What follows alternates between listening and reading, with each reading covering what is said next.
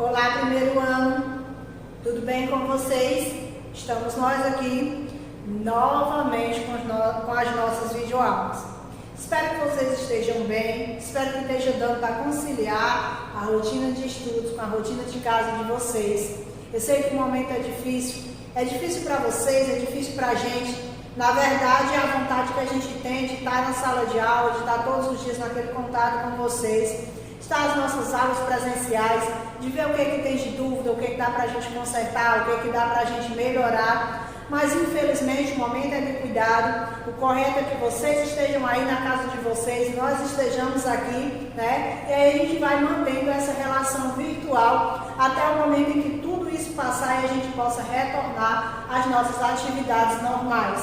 Até lá, vamos manter o nosso foco, vamos estudar, vamos ler, nem que seja os nossos livros didáticos, que é a fonte mais próxima que a gente tem. Vamos pesquisar na internet, né? Vamos cuidar do nosso intelecto também, porque quando tudo isso passar, a gente precisa estar forte fisicamente, a gente precisa estar com nossa saúde mental em dia, mas a gente precisa também estar intelectualmente fortalecido. Por isso que em nenhum momento nós, enquanto escola, estamos deixando de fornecer para vocês subsídio para que vocês possam manter esse foco nos estudos.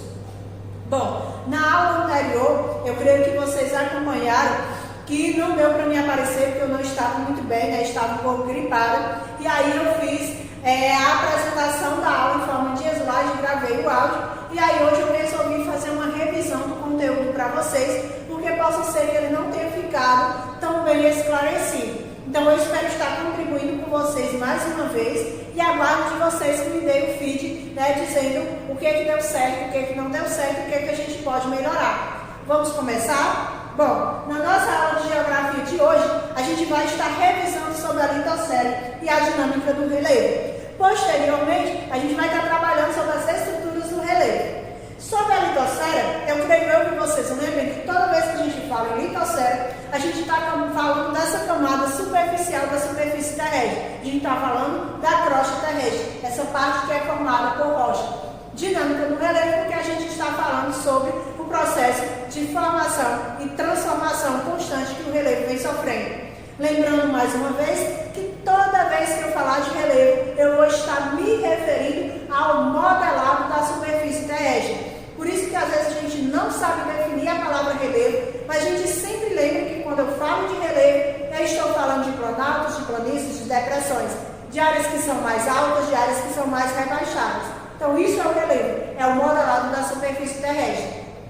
Tratando-se da estrutura da Terra, eu creio que vocês devem lembrar e acompanhem aí pelo livro de vocês, que a gente trabalha com a ideia de que o interior da Terra, ele chega a atingir temperaturas de cerca de 6.000 graus Celsius, ou seja, temperaturas próximas àquela que teria quando vai se ter próximo ao Sol. O calor interno do planeta foi gerado inicialmente durante o processo de formação, e aí esse processo de formação, a gente está falando inclusive daquela ideia científica de explosão, né, do Big Bang, a grande explosão, no qual vai se ter a explosão de um átomo original e a poeira cósmica vai formar os diferentes planetas. No nosso caso, especificamente, a poeira cósmica ela vai formar inicialmente o núcleo com os elementos mais pesados e posteriormente a crosta com os elementos mais leves.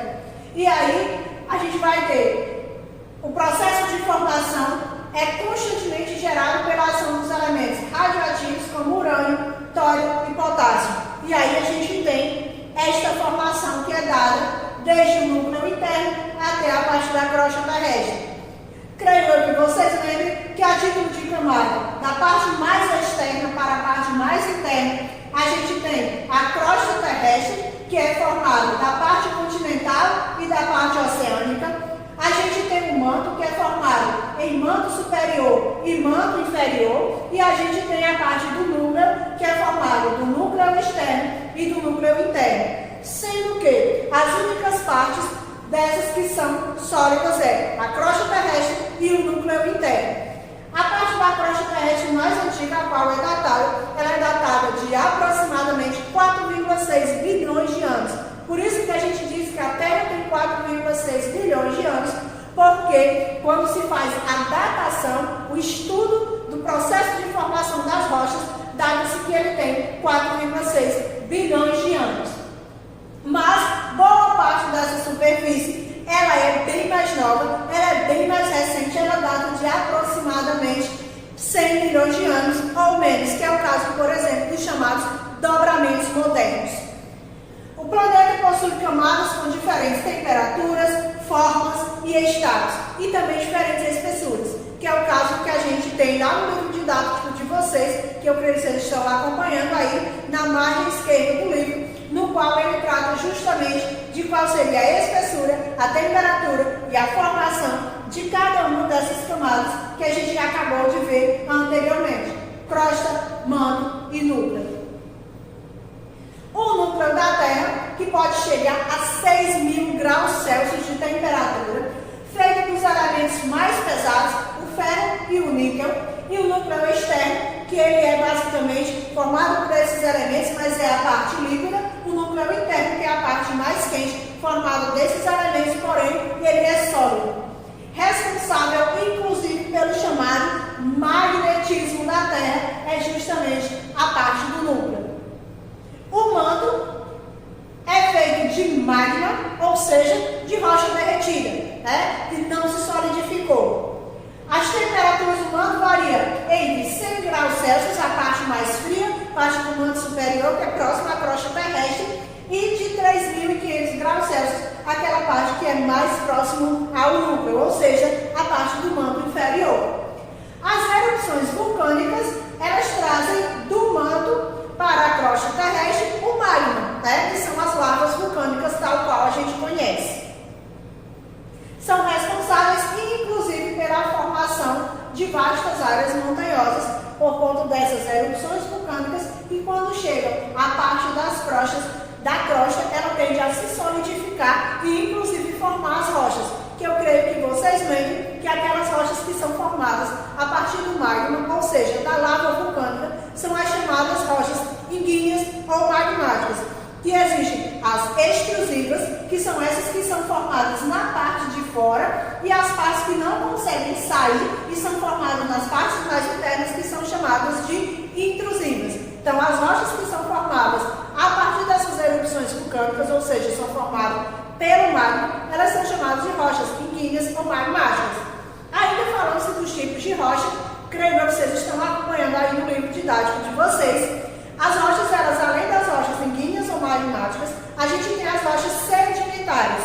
As rochas sedimentares são aquelas rochas que são formadas a partir de sedimentos, ou seja, de pequenas partículas de outras rochas. E a gente vai ter também um outro tipo de rocha, que são as chamadas rochas metamórficas. Como o próprio nome já diz, metamorfose é um processo de transformação de outras rochas.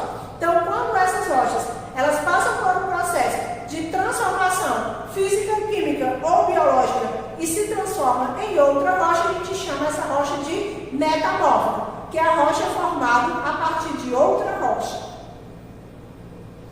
Bom, a gente tem, a partir dessa formação, e é claro que a parte mais nos interessa, a parte que a gente tem mais informação e que a gente deve conhecer, é a parte referente à litosfera, ou crosta terrestre, que é essa parte onde a gente vai ter os continentes e os oceanos.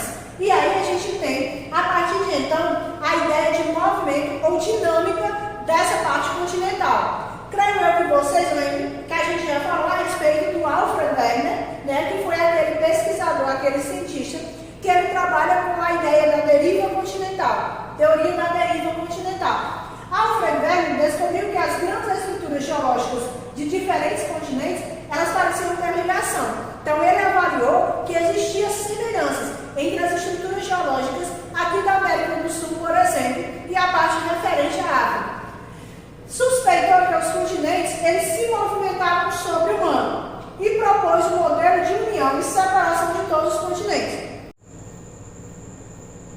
Essa seria a Pangea, a ideia de Alfred Wegener, de que inicialmente toda a massa continental formaria um único continente, denominado por ele de Pangea, que significa toda a Terra, ou seja, toda a Terra estaria unida em uma única massa continental, assim como haveria apenas um único oceano, denominado de Pantalassa, ou todo o mar. Essa imagem tem no livro didático de vocês, no qual a gente vai ter a ideia inicial de uma única massa continental, posteriormente a divisão ao norte da Laurásia, ao sul da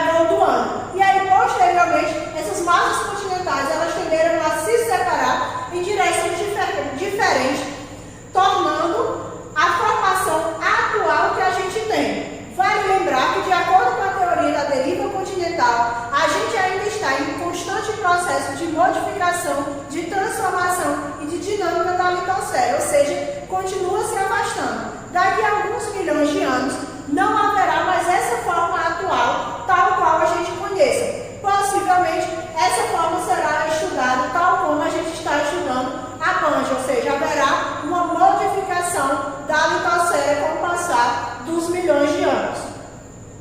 Essa seria a ideia de Alfred Wegener da Terra, onde tudo estaria concentrado em um único continente e haveria apenas uma massa de continente e um oceano, obrigatoriamente separado. Só vale lembrar que o Alfred Wegener não conseguiu comprovar ou explicar de que forma essa massa continental havia se movimentado a ponto de formar diferentes continentes no atual momento. De acordo com as ideias de Wegener, ele baseou seus estudos em evidências, como o caso da concordância entre os limites territoriais da América do Sul e da África, que formaria uma espécie de encaixe perfeito, o sistema de montanhas comum em diferentes continentes, como é o caso da América do Norte e da Europa, e a presença de fósseis de determinadas espécies em regiões da África e no Brasil. De acordo com as ideias de Alfred Wegener, não haveria condições de eles encontrarem fósseis de plantas e répteis em diferentes áreas tão distantes, separadas por oceano, sem que em algum momento esses continentes, essas massas territoriais, elas tivessem sido unidas.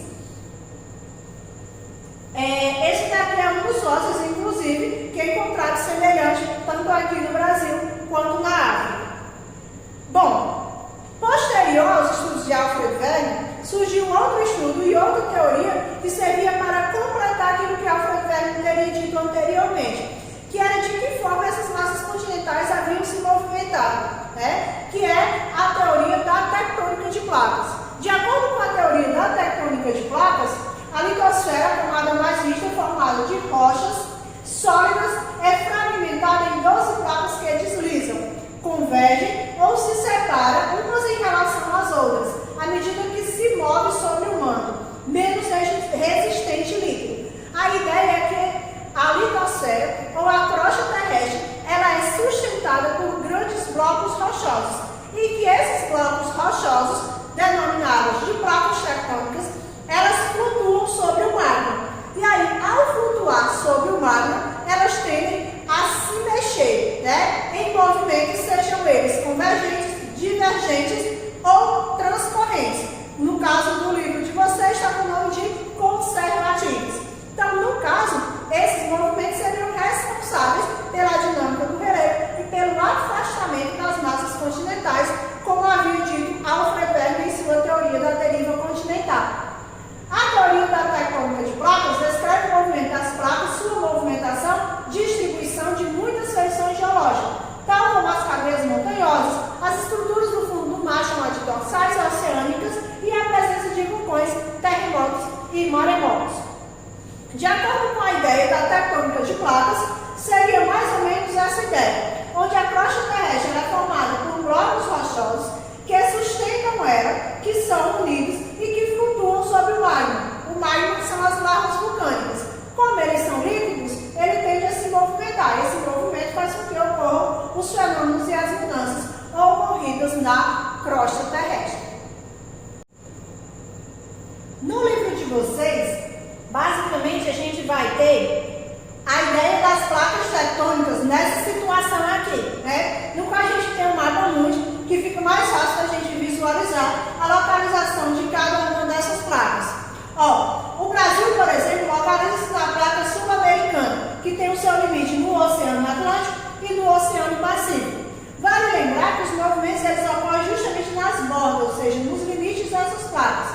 Quando a gente fala que o Brasil ele não sente esses fenômenos em grande intensidade, é justamente porque a gente fica distante dos limites ou das bordas dessas placas. A gente está localizado justamente no centro da placa. Por isso que esses eventos como terremotos, maremotos, vulcanismo não são comuns em nossa região. Mas existem áreas, por exemplo, onde as bordas ficam bem próximas, por isso sentem movimentos em maior quantidade. Existem as áreas de movimento divergente, que é de afastamento, por isso a gente tem as dorsais oceânicas. As áreas de movimentos convergentes são as áreas onde ocorre o movimento de vulcanismo e também cordilheiras ou conjunto de montanhas. E as áreas onde a gente vai ter os movimentos conservativos ou transformantes são aquelas áreas que as placas deslizam umas sobre as outras, onde ocorrem as falhas geológicas. Como já vimos falado anteriormente, o manto é formado por uma pasta, né? Ele é formado pelo magma, né? E aí esse magma, né? Essa pasta, essa parte líquida, ela se movimenta. Ela se movimenta internamente porque ela tem temperaturas diferentes. E aí essa temperatura diferente faz com que a parte aquecida ela tende a subir para a parte mais próxima à crosta terrestre.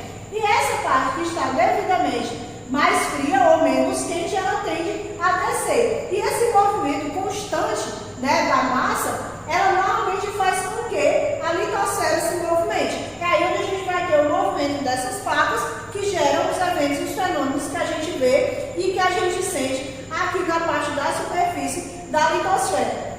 Existem 3 tipos básicos de limite, que é os movimentos divergentes, que é aquele movimento de afastamento das placas, que é aí onde a gente vai ter a criação das passadas oceânicas.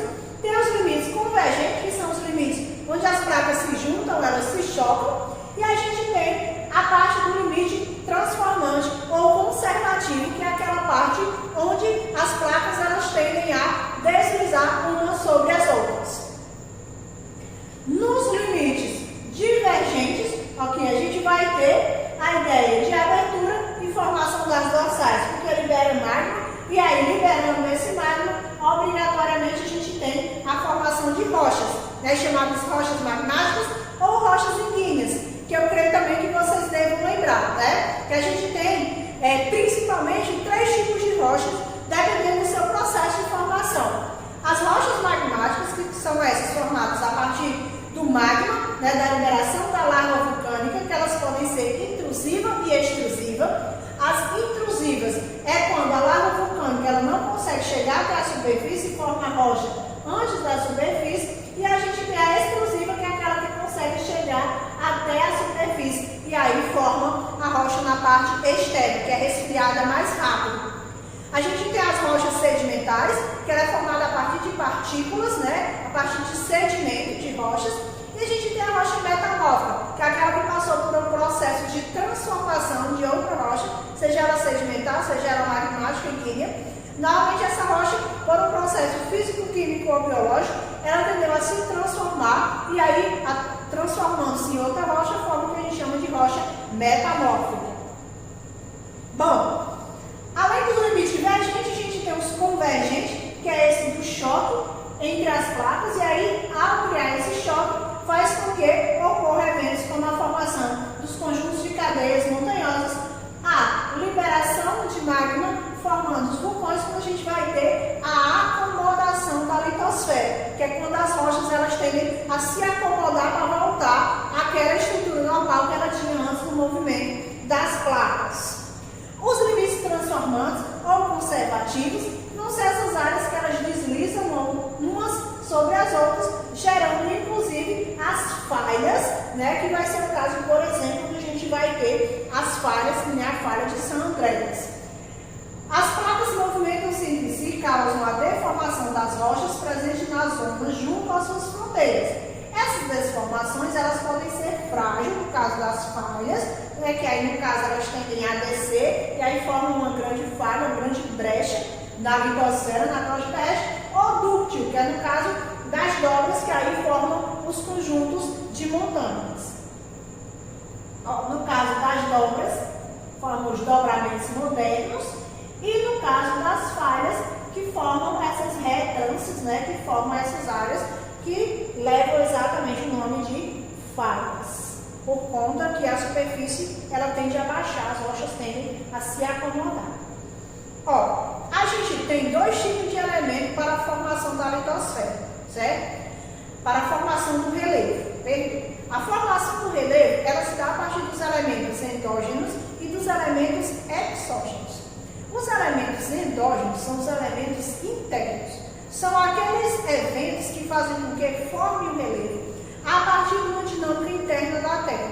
Esses elementos são normalmente o vulcanismo e o tectonismo, certo? O vulcanismo que nada mais é do que a liberação do magma a partir do movimento que é dado nas placas tectônicas e na acomodação da litosfera. A liberação do magma formam um evento denominado de vulcanismo.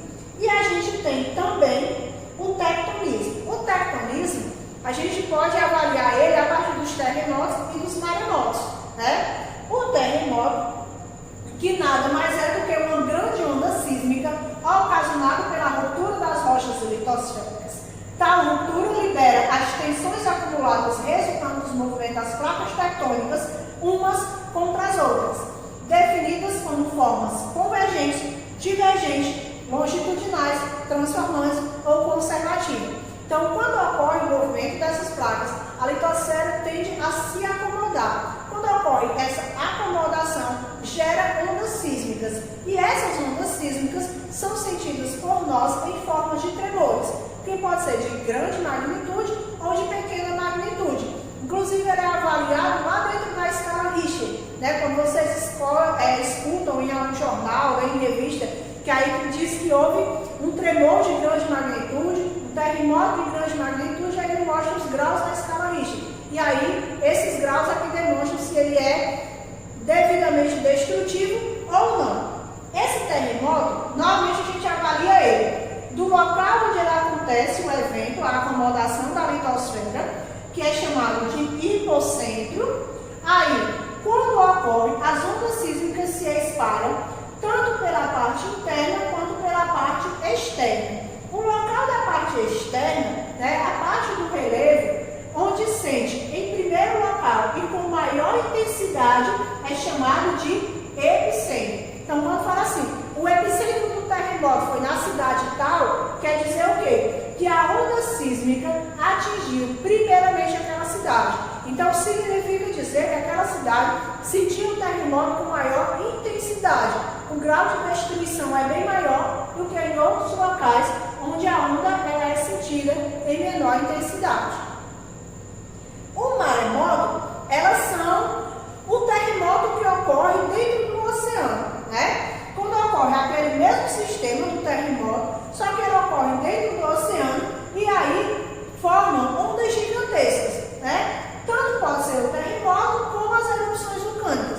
Então, essas ações, elas geram ondas sísmicas e essas ondas se propagam pela água. E aí faz com que aquelas ondas que comumente ocorrem, elas ganhem velocidade e altura. O terremoto é mais comumente conhecido por nós como tsunami, né? Que ganhou o nome no Japão e ficou popularmente conhecido como tsunami.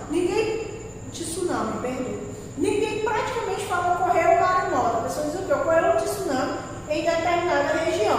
Ó, esse gráfico ele trabalha bem direitinho com a ideia. Ocorre o movimento do terremoto no fundo do mar, desloca baixa quantidade de água em um golpe repetido, e aí formam-se enormes ondas que chegam a percorrer 800 km por hora. E aí, quando vão chegando próximo à praia, próximo ao litoral, essa onda ela tende a perder velocidade e a ganhar altura. E aí, quando ela atinge a parte litorânea, quando ela atinge a praia ou a parte onde há moradores, o processo de destruição e devastação ele chega a ser muito grande, porque ela ganha velocidade e ganha altura.